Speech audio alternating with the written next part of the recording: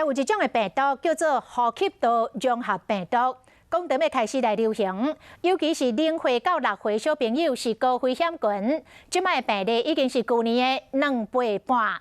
提醒家长，小朋友若是有甲这个重感冒真强的症头，爱赶紧带去看医生。家长带囡仔来病院看诊，因为即马毋若流感，还有呼吸道融合病毒，互真侪家长拢真紧张。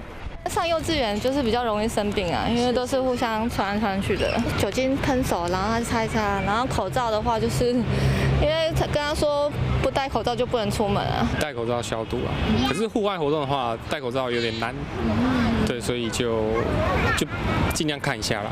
小儿科医师讲，今年的呼吸道融合病毒比去年加2.5倍，虽然还未到大流行的阶段，民众唔通放放风。伊染病症头其实和感冒有淡薄仔像，家长较看袂出来。感冒会咳嗽、脱鼻、流鼻水、发烧，含小可脑痛。若呼吸道融合病毒同款会脱鼻、流鼻水，不过若较会卡痰，造成呼吸中止、卖发烧。6岁正常的囡仔会数愈少，会愈严重。那现在呢，防疫上稍微有点松懈了哈。